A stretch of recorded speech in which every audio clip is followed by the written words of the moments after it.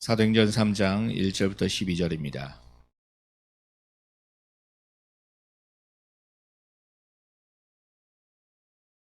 사도행전 3장 1절부터 12절까지 제가 먼저 읽겠습니다. 제9시 기도 시간에 베드로와 요한이 성전에 올라가 일세. 나면서 못 걷게 된 이를 사람들이 메고 오니 이는 성전에 들어가는 사람들에게 구걸하기 위하여 날마다 미문이라는 성전문에 두는 자라. 그가 베드로와 요한이 성전에 들어가려 함을 보고 구걸하거늘 베드로가 요한과 더불어 주목하여 이르되 우리를 보라 하니 그가 그들에게서 무엇을 얻을까 하여 바라보거늘 베드로가 이르되 은과 금은 내게 없거니와 내게 있는 이것을 내게 주노니 나사렛 예수 그리스도의 이름으로 일어나 걸으라 하고 오른손을 잡아 일으키니 발과 발목이 곧 힘을 얻고 뛰어 서서 걸으며 그들과 함께 성전으로 들어가면서 걷기도 하고 뛰기도 하며 하나님을 찬송하니 모든 백성이 그 걷는 것과 하나님을 찬송함을 보고 그가 본래 성전 미문에 앉아 구걸하던 사람인 줄 알고 그에게 일어난 일로 인하여 심히 놀랍게 여기며 놀라니라. 나은 사람이 베드로와 요한을 붙잡으니 모든 백성이 크게 놀라며 달려 나아가 솔로몬의 행각이라 불리우는 행각에 모이거늘 베드로가 이것을 보고 백성에게 말하되 이스라엘 사람들아 이 일을 왜 놀랍게 여기느냐 우리 개인의 권능과 경건으로 이 사람을 걷게 한 것처럼 왜 우리를 주목하느냐. 아멘. 우리 지난주에는 사도행전 2장을 읽었죠. 오순절 날에 오신 성령의 역사를 우리가 생각해 보았습니다.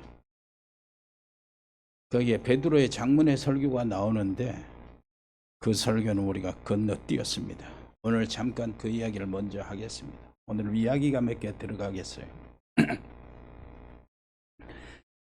그 설교학 교수들이 있잖아요. 신학교에 설교학 담당하는 교수들이 있어요. 설교를 연구하고 분석하는 사람들이. 그 설교학 교수들을 통해서 설교를 신학생들이 이제 체제를 세우고 나오는 겁니다. 그런데 성경에서 가장 모델적인 설교가 어디에 있는가, 어떤 설교인가 이렇게 분석을 했어요.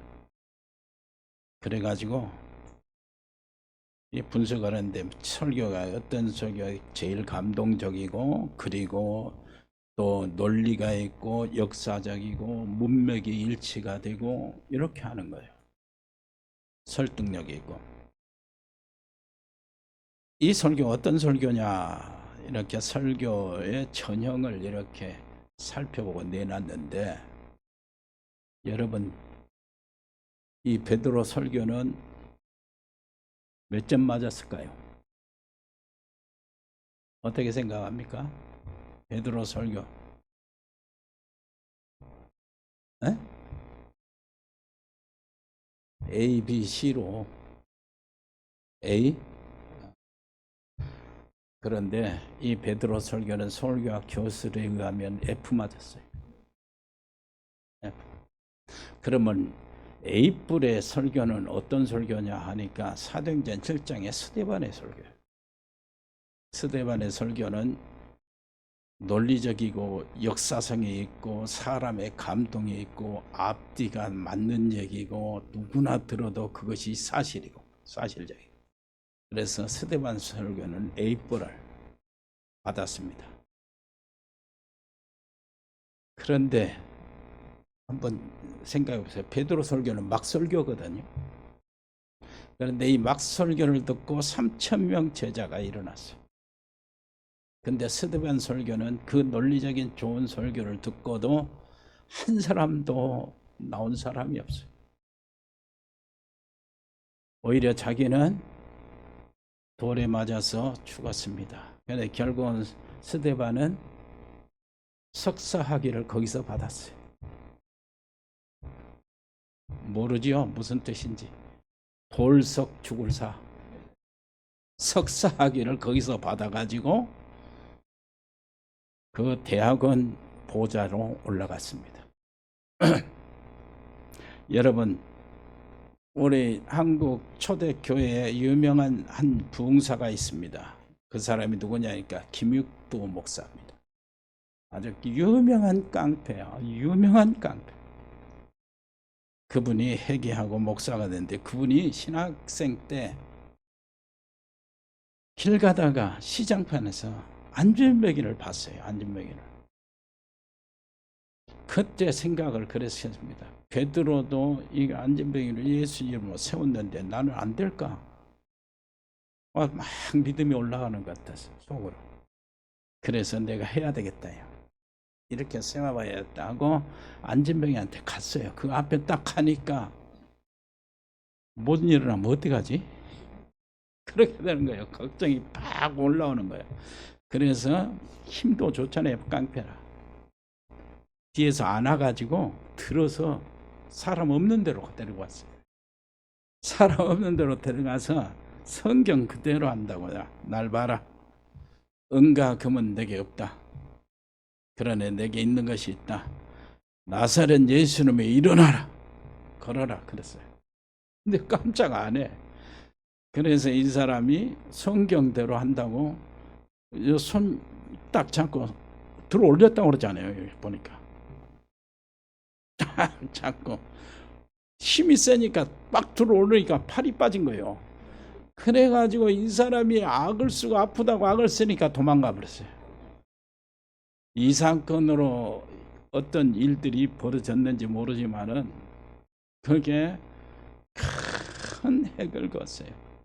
이 김익두 목사는 초대교회 한국 교회의 레전드입니다. 전설이요. 그 정도로 많은 역사를 일으키고 많은 사람을 하나님께 돌아오게 한 겁니다. 나 같은 사람은 아예 시도도 못했어요. 한 번도 안 해봤어요. 안진뱅이를 못 본 것은 아닌데 봤는데 한 번도 그런 마음이 없었어요. 아예 절대 안 되는 일로 생각하고 안진뱅이를 봐도 사도행전 3장이 생각이 안 났어요. 그렇게 지내왔습니다. 여러분, 이 안진뱅이가 세운 날은 진짜 현장의 첫날입니다. 첫 증거의 날이. 정말로 이스라엘 모든 백성들이 보는 앞에 그리스도가 선포되는 날입니다. 전부 다 지금 그 시점에는 부활에 대한 거짓 소문을 전부 다 듣고 있었어요. 이게 진짜까? 막 이런 소문 저런 소문 막 이렇게 군인들한테 막 돈을 주면서 퍼뜨렸다고 하는데 그것도 진짜까? 정말로 죽은 사람이 살아나는 일이 없잖아요. 그러니까 인간의 그 인식 속에서는 그것이 진짜 이렇게 막 긴가민가 하는 거예요. 무슨 소문이었냐니까 제자들이 너무나 그 스승을 사모한 나머지 환상을 봤다는 거예요. 그래가지고 부활했다고 착각을 하고 거짓말을 했다는 겁니다. 그걸 환상선이라고 그래요. 또 그것이 잘 안 먹히고 그러니까 여러 가지 소문을 퍼뜨렸어요. 사실은 십자가 위에서 죽은 것이 아니고 예수는 기절했다는 거예요. 기절해서 깨어났는데 그걸 부활했다고 거짓말을 한다고 이렇게 말했어요. 기절했다고. 그리고 이렇게 환상설, 기절설, 그리고 뭐래네 처음부터 죽지 않았다는 겁니다. 처음부터 죽지 않았다는 겁니다. 그래 이런 거짓말 이런 것들이 쫙 퍼져가지고 사람들이 아니 진짠가 아닌가 이렇게 긴가민가 하고 있을 때요. 이때 일어난 사건이 바로 성전미문의 안진뱅이의 사건입니다. 제자들은 40일 동안이나 같이 우리 주님이 계시면서 하나님 나라에 대한 설명을 다시 들었습니다. 부활하신 주님이요. 그리고 땅끝까지 가서 증거해라. 내가 성령을 보내주겠다. 이 약속대로 오순절 날에 성령이 임하셨습니다. 그 결과 거기서 되어진 일을 우리는 대강 다 알고 있죠. 사람들은 웅성거리며 난리가 납니다. 전 세계에 흩어져 있던 사람들이 명절에 모였는데 그 예루살렘에서 각자 사는 자기의 나라의 언어로 복음의 설명, 하나님 나라의 큰 일을 설명을 다 들렸어요. 자기 나라의 말로 다 각각 들렸어요. 그러니까 옆에서 본 무리들이 이렇게 이야기하나요? 저 사람들은 새로 술을 만들어 가지고 그걸 마시고 새 술에 취했다고 이렇게 생각을 하는 거예요. 이때 베드로가 사람들 앞에 일어서서 아니다. 술에 취한 것이 아니고, 그러면서 베드로가 하나님의 약속 말씀이 성취된 것이다. 그러면서요, 베드로가 장문의 설교가 나옵니다. 이 설교를 듣고 그것이 뒤집어졌어요. 사람들이 말합니다. 우리가 어찌할꼬? 내가 그 예수를 십자가에 못 박자고 소리를 치고 손을 들고 막 그랬는데 내가 그러면 어떻게 할까? 그때 베드로가 걱정하지 마라. 너희를 살리려고 예수님이 십자가에 달리셨다. 세계에서 각각 예수 그리스도 이름으로 세례를 받고 제사함을 얻으라. 그러면 이런 성령을 성물로 받을 것이다. 이 한편의 설교로 3천 제자가 일어났고 42절 보면 헤롯 성전에서 잃어버린 참 예배가 살아나고, 어디서요? 다락방 교회에서 살아난 겁니다. 참 예배가. 그리고 43절에 보니까 주의 이름으로 기사와 표적이 많이 일어나고, 44절에 보니까 성도들이 서로 거기서 재산을 내놓고 물건을 함께 사용하고, 46절에 보니까 날마다 교회에 모이고 집에서도 다락방을 하고, 47절 보니까 하나님을 찬미하며 온 백성들로 칭송을 받았다고 합니다. 한편의 설교예요. 하나님의 말씀은 살아있는 말씀이요 말씀이 하나님 자신입니다. 그래서 예배 시간에 하나님 말씀 받는 것이 결정적이 됩니다. 진짜 결정적이에요. 하나님 말씀 정말 하나님 말씀으로 받으세요. 조상영은 목사의 이 얘기가 아니고 설교가 아니고 하나님의 말씀으로, 하나님을 말씀을 받는 것은 하나님을 받는 것이요 말씀이 곧 하나님이시라 그래요. 제가 시골에서 한 200명쯤 더 모이는, 200명 조금 넘게 모이는 교회의 청년회장을 맡았었습니다. 통상적으로 교회에 2차례씩 정기훈련이 있어요. 겨울에는 심령 부흥회라고 부흥회가 있고, 여름에는 기도원 중심에서 수련회를 가는 그런 것, 이 연례 행사처럼 있어요. 그래서 교회 부흥회를 앞두고 기도하는데, 그때는 다른 사람은 참석을 거의 다 안 하고 어른들은 참석하고 우리 청년들만 밤마다 모여서 기도를 정말로 많이 했어요. 청년들이 스스로. 부흥 강사는 대구에서 온 목사님인데, 여러분들 옛날에 그 신앙생활 오래 하신 분들은 다 압니다. 그런데 부흥회를 시작하는데 교회 안이 약간 쌀쌀해요. 냉랭한 거예요. 좋은 말로 말하면 목사님이 이번 부흥회를 장로님들을 변화시키기 위해서 강사를 선정을 했던 거예요. 좀 나쁘게 말하면 목사님들을 바꾸기 위해서, 아니 장로님들을 바꾸기 위해서. 그래, 장로님들과 몇 사람은, 한두 사람은 목사님 편에 이렇게 서 있고, 다른 분은 장로님은 목사님과 반대되는 편에 서 있었어요. 그 장로님 몇몇, 한 8, 9명이 되는데 그러세요. 자, 다른 말로 하면은 장로님들을 변화시키기 위해서, 이 말은 은혜 받도록 하기 위해서 좋은 말이지만은, 다른 말로 말하면 바꾸기 위해서, 그 말은 뜯어고치기 위해서 그 말이에요. 그래서 그 합당한 목사님 강사를 찾아서 부탁을 한 거예요. 그러니까 방사 목사님 대구에서 왔습니다. 유명해요. 그런데 그 강사 목사님이 그 붕괴를 처음 인도하다가 안 되겠는가 봐요. 벅찬가 봐. 멋있게. 그래서 내가 지금부터 3일 동안 금식하면서 강의를 하겠다. 3일 동안 금식하면서 계속 아침, 새벽, 낮, 오전, 오후 집회를 계속 한 거예요. 저녁 집회. 그때는 붕괴를 한 5일 동안 했잖아요.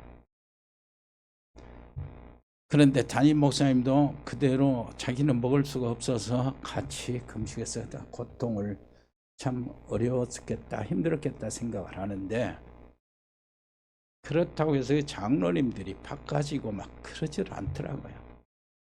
오히려 그 장로님들과 부인 식구들이 꽁 해가지고 시간을 잘 집고 찾아오는데 무슨 말을 하는가 이렇게 관찰하는 그런 태도. 그러니까 교회가 은혜가 안 되는데, 그 주변에서 흑암이 쫙 덮여 있는데 그 아래는 뭐가 있냐면은 하나님의 은혜의 구름이 쫙 있는 거예요. 멋진 은혜의 구름이. 내가 나중에 느낄 때 그걸 상상을 해보면, 그게 은혜가 뭐냐, 이 앞에 청년들이요 계속 눈물로 기도하고 있어. 상관없이 장로님 목사님 어떻게 상관없이 그 은혜 받고 청년들이 계속 기도하고 있어. 교회를 위해서 기도하고 그 눈물로 기도해요. 딱 보니까 청년들이. 나중에 보면 그 청년들이요 전부 다요 목사님 되고 선교사님 되고 장로님 되었어요. 지금까지 그래요. 변함없어요. 그리고 그 청년 중에 같이 만나서 그 결혼한 사람 목사님 사모 되고 장로님 부인 되고 정말로 신앙생활 다 잘해요. 지금도 그 청년 중에는 지금 명절만 오면은 나한테 문자하고 그 장로님, 은퇴하는 장로님이 그래.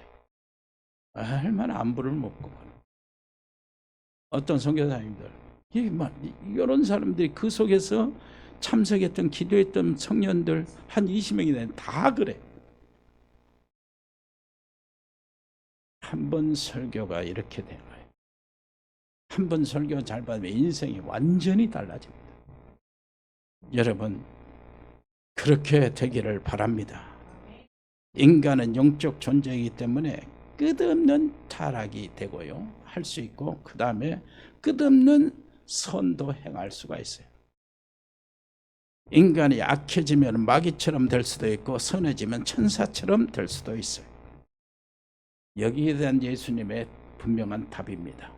무엇입니까? 예루살렘을 떠나지 말고 기다려라. 요한은 물로 세례를 베풀었으나 너희는 몇 날이면 어때요? 성령으로 세례를 받으리라. 이게 답입니다. 여러분, 인간은 무한한 가능성을 가지고 있어요. 하나님의 성령이 주장하지 않으면 우리는 제멋대로 가게 됩니다. 믿음이 있어도 그래요. 그래서 하나님의 역사, 능력을 먼저 체험하시기를 바랍니다. 사도행전 1장의 1절, 예수가 그리스도 된 이 결론을 난 것을 체험하시기를 바랍니다. 그리고 사도행전 1장 3절, 하나님 나라에 대해서 40일 동안 뻔하신 예수님이 설명을 하고 거기에 대해서 미션을 주셨어요. 그 하나님 나라의 일을 체험하시기를 바랍니다. 사도행전 1장 8절, 성령 충만함으로 여러분 진짜 권능을 체험하시기를 바랍니다. 하나님이 주신 권능이 있어야 돼요. 그래야 내가 해야 될 일과 내가 가야 될 발걸음이 올바른 발걸음이 되는 겁니다. 사도행전 1장 24절 보니까 사도행전 1장 8절 권능을 약속받고 제자들이 모여서 오로지 기도했어요. 오로지 기도 그 자체를 한번 체험하셔야 됩니다. 그리고 사도행전 2장 1절 오순절 날이 이미 이름에 이 오순절 날을 체험하시기를 바라고요. 우리가 모일 때마다 예배 모일 때마다 오순절 날에 이런 성령의 역사가 나타나야 돼요. 사실은 그게 정상이에요. 옆에 사람 이야기합시다. 예배 드릴 때마다 성령 충만 받으세요. 그렇게 되기를 바랍니다. 제9시 기도 시간에 기도의 능력을 한번 체험해 보시기를 바랍니다. 먼저 기도의 능력은 새 절기로 먼저 유월절, 오순절, 수장절이잖아요. 유월절 예수님이 2000년 전에 십자가의 사건을 이야기하고, 오순절은 성령으로 지금 나와 함께 있는 이 놀라운 하나님의 은혜를 이야기하고, 수장절은 심판주로 미래 예수님이 심판주로 다시 오실 것을 이야기하는 거예요. 그렇다면 그리스도로 답을 내라 그 말이에요. 복음의 비밀을 가져라요. 이거 가지고 기도의 능력을 체험하는 겁니다. 그 다음에 내 안에 세 가지 뜰이 있어요. 이게 만들어져야 돼요. 무슨 뜰입니까? 이방인의 뜰. 그리고 무슨 뜰이에요? 기도의 뜰. 그리고 아이들의 뜰이에요. 이방인의 뜰이 뭡니까? 선교정신이에요. 선교정신. 기도의 뜰이 뭡니까? 그 복음을 누리는 기도, 치유의 뜰이에요. 그 다음에 아이들의 뜰이 뭡니까? 우리 렘넌트 정신. 이게 내 마음속에 먼저 들어와야 돼요. 내 속에서 살아나야 돼요. 선교정신, 치유정신, 기도정신, 그거요. 그 다음에 렘넌트 정신. 그래가지고 우리 집으로 내가 들어가면 집에서 선교를 위해서 기도하는 기도 제목이 되는 거예요. 그리고 우리 가정의 모든 가족들이 또 가정의 배경이 흑암이 다 떠나가는 치유가 되고요. 그러면서 우리 후대들이 정말 하나님 앞에 제자가 되는, 미래의 제자들이, 여러분 자녀들이. 무슨 말인지 알겠습니까?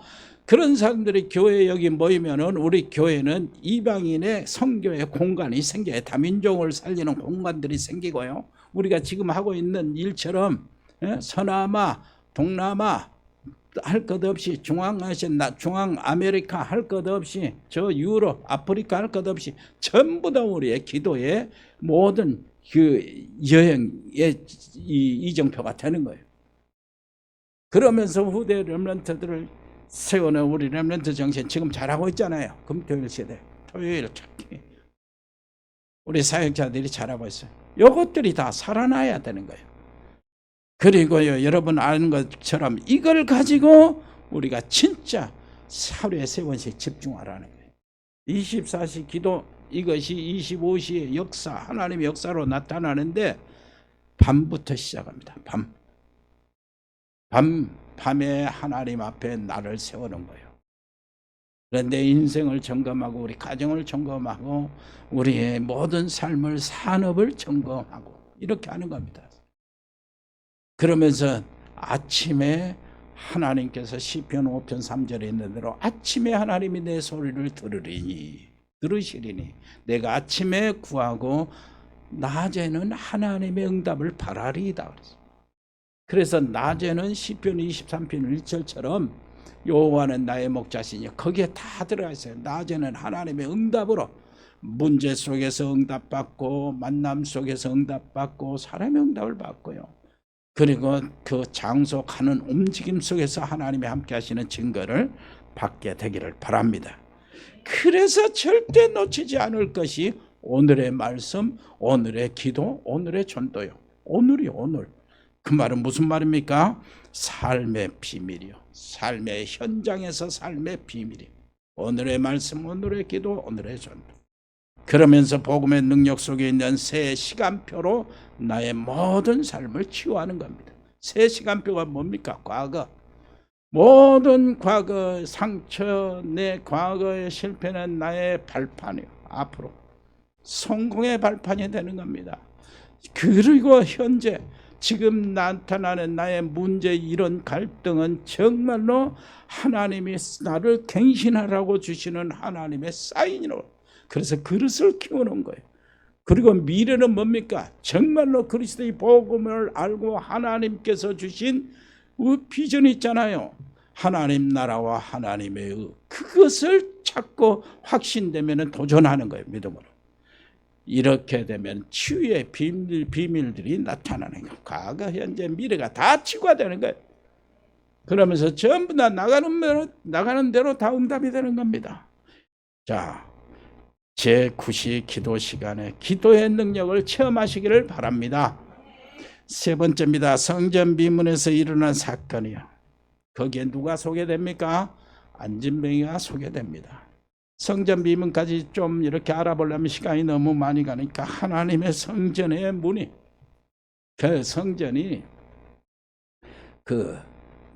영어로 그렇게 뷰티풀 게이트라고 그래요. 그걸 다른 말로 하면은 골든 게이트라고 그래요. 그 말은 금으로 그 성전 문을 장식했기 때문에 순금껏 입혔어요. 그래서 어마어마한 이 성전에 들어가면서 사람들이 어마어마한 자부심을 갖는 거예요.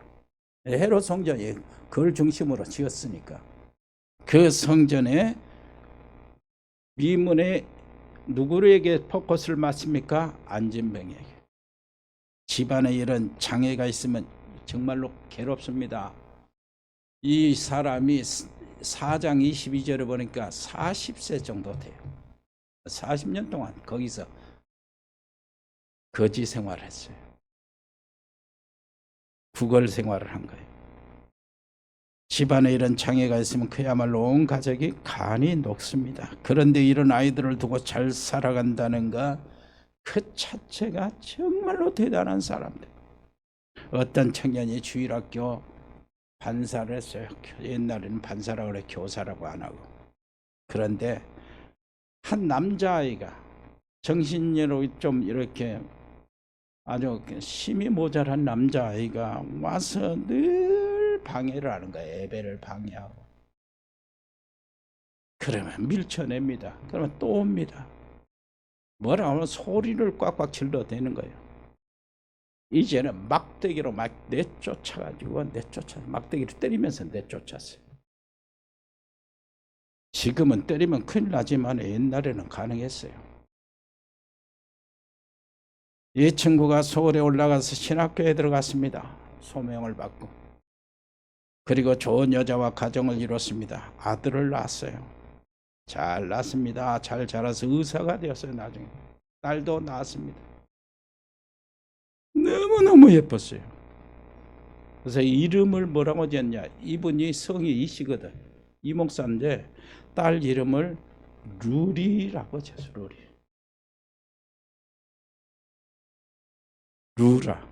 루라라고 지었어요. 루라. 그런데 이 예쁜 아이가 자라면서 이상한 행동을 하는 거예요. 너무 이상해서 큰 병원에 가서 자세히 검진을 받았는데 그 결과 조금 있어 매우 심한 자폐증 진단을 받은 겁니다. 하늘이 깜깜했어요. 그야말로 이 아이가 자라면서 심해지는데 통제를 할 수 없어요. 힘도 세지고 막 통제를 할 수가 없어요. 그래 도저히 목회를 할 수가 없는 거예요. 이런 때에 복음 없는 교회, 여러분 율법주의 종교생활하는 교회는 어떻게 된 줄 압니까?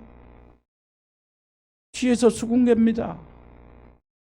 목사님이 무슨 잘못을 했길래 목사님 가정에 저런 아이가 나지?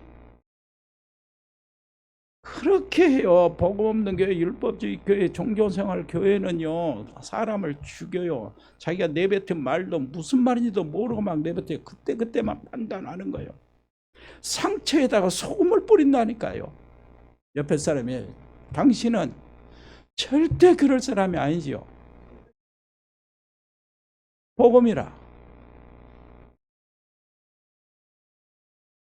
도개요. 율법주의 종교 생활 도저히 먹긴 되고 이제 목사님이 해로 입양을 보낼 생각을 한 거예요. 해에도 이방이 그런 장애 아들 받아들여 가지고 많이 지원받고 이렇게 하는 사람들이 있었잖아요. 선진국에. 도저히 목회를 할 수 없어서 그랬습니다. 서류 다 마치고 최종 서류가 집으로 왔어요. 그 서류는 무슨 소리냐? 포기각서예요. 사인만 하면 이제 네 딸이 아니다 그 말이에요. 그 사인을 하려는데 갑자기 가슴에서 무엇이 쫙 내려앉더라는 거예요. 그러면서 생각이 툭 튀어나오더라는 거예요. 목사님 자신이. 지금 내가 뭔 짓을 하고 있지? 도대체 이 짓이 무슨 짓이냐, 이게 내가 지금 목사로서 하나님 앞에서 지금 사랑하는 가족들 앞에서 그러는데, 그런 생각을 쫙 하는데, 이놈 내가 지금 미친 생각이다, 이거 지금 이렇게 생각을 하는데, 그 속에서 옛날 기억이 하나 쫙 올라온 거예요. 잊어버렸는데 그때 남자아이 그 정신 이상해가지고 소리치는 남자아이 막대기 때리고 내쫓았잖아. 그 애가 딱 생각이 나는 거예요. 그 생각이 나서 거기서 쫙 무너진 겁니다. 그 이방을 포기하고 각서를 찢어버렸어요. 찢어버리고 하나님 앞에 엎드리려 무릎을 꿇는데 눈물이 막 쏟아지기 시작한 거예요. 하루 종일 뒹굴면서 회개하면서 울고 기도했어요. 그리고 차분히 그 뒤로 다시 사역을 시작했어요. 그 사람이 서울 구로동에 있는 그 교회였는데, 거기서 저기 어디 양평에 있잖아요. 양평. 그 양평에, 경기도 양평 쪽에 땅을 하나, 아담한 땅을 사가지고 아담한 집을 짓는 그걸 마련했어요. 그리고 그걸 지어가지고 거기에서 장애아들 있잖아요. 그 사람들을 한 사람, 두 사람, 많은 사람, 굉장히 어려운 장애아들, 거기서 기르기 시작합니다. 그리고 교회를 은퇴하고 거기에 오는 동기 목사님들이나 다른 목사님들, 손님들이나 또 그런 사람들에게 감사하며 자기 얘기를 하는 거예요. 자기는 그렇게 이야기합니다. 내가 성령을 받으니까 나의 모든 고통의 짐이 날개 단 것 같더라. 나의 모든 고통이 날개로 바꿔지더라. 옆에 사람 이야기합시다. 당신의 짐이 날개가 되기를 바랍니다. 성령의 은혜를 받아요. 성령을 타고 다니는 거예요. 그때부터. 성전 미문에 들어가는 것을 보고, 여기 보니까 3장 2절에 성전에 들어가는 것을 보고 그랬어요. 그리고 5절에 보니까 무엇을 얻을까 바라보고는 그랬어요. 4절에 보니까 베드로와 요한이 주목하여 그랬어요. 그리고 말합니다. 우리를 보라 그럽니다. 무슨 말입니까? 보고, 바라보고, 주목하고, 보라. 보라는 말이 여기 이렇게 집중되어 있어요. 자, 그렇다면은 뭔 얘기입니까? 영적인 눈을 뜨라 그 말이에요. 하나님의 성령의 은혜를 받으면 제일 먼저 뜨는 것이 영적인 눈입니다. 여러분, 성령의 은혜를 받으면, 예배 때에 성령의 은혜를 받으면 제일 먼저요, 보는 것이 달라져요. 보는 것이 달라진단 말은 진단이 달라진다는 거 말이에요. 사람 보면은 이 사람 이게 보여져요. 그리고 문제를 보면 문제를 보는 눈이 또 달라져요. 세상에 보면 세상의 뉴스를 보면 뉴스를 보는 눈이 또 달라져요. 달라지는 거예요. 그래. 이렇게 달라지니까 말도 달라지고 모든 것이 달라져요. 자, 성령의 은혜를 받게 되기를 바랍니다. 그러면 진단이 달라져요. 보는 눈이 달라지니까 정확히 보는 거예요. 그러면 정확히 보면은 진단이, 의사로 입장에서는 진단을 바르게 하는 겁니다. 진단이 바르게 되면 어떻게 돼요? 처방이 바르게 돼요. 처방이 바르게 되면 어떻게 되죠? 치료가 되는 거예요. 인생의 처방이 바르게 되면은 인생이 치료가 되는 거예요. 여러분, 그렇게 되기를 바랍니다. 자, 안진뱅이를 어떤 사람인지 모두 다 알고 있어요. 안진뱅이, 왜냐하면 40년 동안 거기 있으니까 전부 다 성전에 들어가면서 보고 나오면서 보고, 전에도 봤는데 똑같은 그 자리에 똑같은 사람인데 보는 눈이 달라진 거예요. 정말 이 사람에게 무엇이 필요한지 봤어요. 전에도 봤는데 또 새로운 것을 본 거예요. 이 사람은 안진병이니까 도움을 받아야 됩니다. 누가 업어다 데려다 놔야 되잖아요. 그것도 힘든 일이요. 매일같이 해야 돼. 그리고 그 사람에게 무엇을 해야 돼요? 동전을 던져주는 것도 계속 해야 되잖아요. 그거 가지고 안진병이는 먹고 살잖아요. 그것이 최소한 40년 동안 사람들이 가장 친절을 베푸는 행위고, 사람들이 그 성전에 있는 그 대제사장들, 서기관들, 이런 사람들이요, 성전 당국자들이 들어왔다 나왔다 하면서 동겨주는 것으로 사람들이 인정을 받기도 하고 그런 거예요.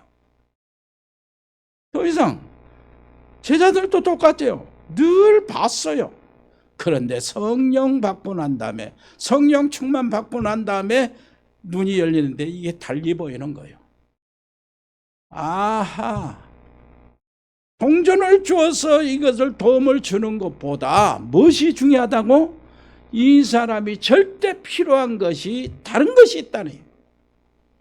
절대 필요한 것. 그러면서 은과 금은 내게 없다.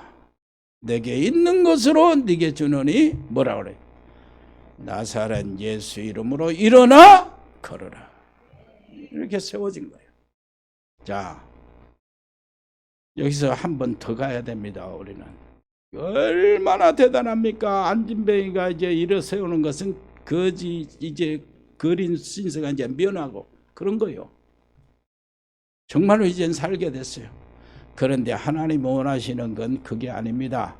안진뱅이가 고쳐지는 것보다 더 중요한 것이 있어요. 더 중요한 것이 뭡니까? 안진뱅이는요, 그대로 있어. 자, 안진뱅이가 고쳐졌다. 그대로 있어. 무슨 상관입니까?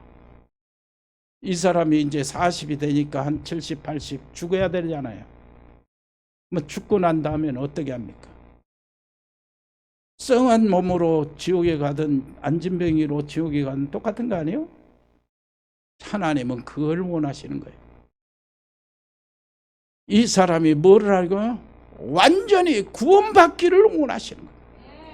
하나님은 이 구원받기를 원하시는 거예요. 자, 이 사람이 성전 미문에 있는 안진뱅이요, 이렇게 안진뱅이 40년 동안 나름대로 좋은 자리를 차지하고 좋은 그 먹거리를 이렇게 확보를 했지만은 뭐예요? 아무리 고쳐봐도, 아무리 돈을 많이 모아도, 이게 돈을 많이 먹고 지가 자기 먹고 살 일을 확보했다 할지라도 이 사람은 운명에 걸려 있어요. 안진뱅이는 운명이요, 흑암과 저주와 사단에 걸려 있는 영혼이요. 무슨 말인지 알겠습니까? 그래서 하나님의 목적은 이 사람이 안진뱅이에서 일어나는 것보다도 이 사람이 모든 흑암과 사탄과 저주와 지옥의 권세에서 해방받고 하나님의 나라로 들어오는 것이에요. 그것이 목적이요. 그것을 위해서 안진뱅이가 일어선 거예요. 그 하나님의 놀라우신 증거, 그리고 이 증거, 안진뱅이가 일어서는 것은 이 사람 자신이 증인이 돼요. 무슨 증인입니까? 지금 아까 말씀드린 대로 예수님이 지금 부활하셨다는 거 거짓 소문을 막 퍼뜨렸어요. 기절하는데, 안 죽었는데, 너무나 사모했는데, 제자들이 시체를 도둑질해 가가지고 저쪽에 스승이 살아났다, 이렇게 거짓말 퍼뜨렸다고 막 퍼뜨리는 소문이요. 이때에 많은 사람들, 성전 당국자들, 예수님을 죽인 자들이 곳곳에 비밀로 숨어 있어요. 이 예수를 살았다고 부활을 증거하는 자들 다 잡아 죽이려고 섞고 있다고. 이때에 나타나는 사건입니다. 무슨 사건입니까? 예수님이 부활하셨다는 사실을 현장에서 증명하는 사건이 바로 안진뱅이 사건이요. 자, 예수님이 부활하셨습니다. 이 안진뱅이가 일어섰어요. 나사렛 예수 이름으로. 안진뱅이는 서 있는 그 자체가 증인이요. 여러분, 무슨 말인지 알겠습니까? 여러분 한번 생각해 보세요. 그 사람을 죽이려 했던 모든 사람들이 전부 다 성전에 왔다 갔다 하는 사람들이요. 이 사람들이 40년 동안 이 사람이 여기 서 있었기 때문에 누구도 모르는 사람이 없어요.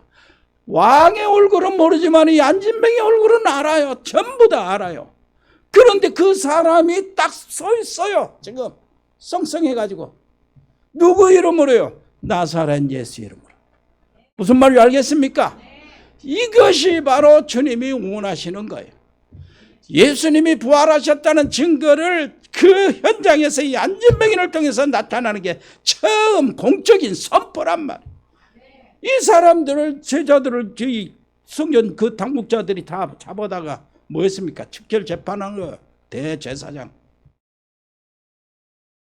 즉결 재판을 베드로를 끌어놓고 요한을 끌어놓고 얘기하는 겁니다. 너희들이 왜 이 이름을 증거하냐? 그 너희들이 십자가에 못 박힌 새 용수를 그 증거하고 그의 그리스도라고 이렇게 너희들이 공갈을 치고 막 이렇게 하는데 너희들은 왜 그러냐? 이게 그 이름을 절대 증거하지 마라 하는데 거기서 죽이려고 그랬어. 즉결 죽이려고 그러는데 이 나사로가 이 안진뱅이가 일어나는 많은 그 현장을 본 사람들이 전부 다 지켜보고 있기 때문에 죽일 수가 없어요. 이때 베드로가 뭐라고 했어요? 천하 인간의 구원 얻을 만한 다른 이름을 우리에게 주신 적이 없다. 우리는 이 일의 증인이다. 너희들이 십자가에 못 박은 이 예수가 바로 부활하셔서 이 사람을 일으켜 세웠다. 우리는 이 일의 증인이다. 너희가 하나님의 말 듣는 것과 사람의 말 듣는 것 어떤 것이 옳은가 판단해 보라. 우리는 이 본 것을 말하지 않을 수 없다. 무슨 말인지 알겠습니까? 천하 인간의 구원을 만한 다른 이름을 우리에게 주신 적이 없다. 그렇기 때문에 하나님의 최종 목적은 뭐요? 예수 받으라는 거예요. 예수님은 지금 부활하셨다, 살아계신다 그 말. 그 예수님을 붙잡으라는 겁니다. 옆에 사람입니다. 오직 예수요. 그러면 끝나요. 인생의 그 장에 싹 무너지는 겁니다. 모든 저주, 사탄의 세력 다 떠나가게 돼 있어요. 그것이 영적인 눈이요. 여러분 한마디 말씀드리고 마치겠습니다. 여기 보면은 요한과 베드로와 요한이 같이 현장에 나갔고 같이 또 거기서 잡혀서 재판을 받고 그랬어요. 베드로와 요한이 중요한 것이 아니라 숫자가 중요해. 둘. 이스라엘의 둘이라는 숫자는 증인의 수입니다. 무슨 말인지 알겠죠? 항상 주님은 둘씩 짝지어 보냈어요. 그 현장에서 증인으로 증거할 수 있도록 확인할 수 있도록 그렇게 보내신 겁니다. 여러분 증인이요. 여러분들에게 나타나신 현장의 증거는 여러분들이 정말로 함께 응답받아야 될 증인이 되는 거예요. 그 놀라우신 비밀들을 여러분들 놓치지 마시기를 바랍니다. 이것은 하나님이 어떻게 지키냐면은 제자들이 현장에 나가잖아요. 그런데 마가복음 16장 20절에는 보좌에 계신 주님이 증인으로 서는 거예요. 같이 따라서 보좌에 계신 주님이 제자들이 나가서 말씀을 전할 때 입으로 복음 전하잖아요. 예수님 부활하신 사실을 전하잖아요. 그때 보좌에 계신 주님은 따르는 표적으로 자기의 말씀을 또 증거해요. 이게 증인이요. 주님이 증인을 서시는 거예요.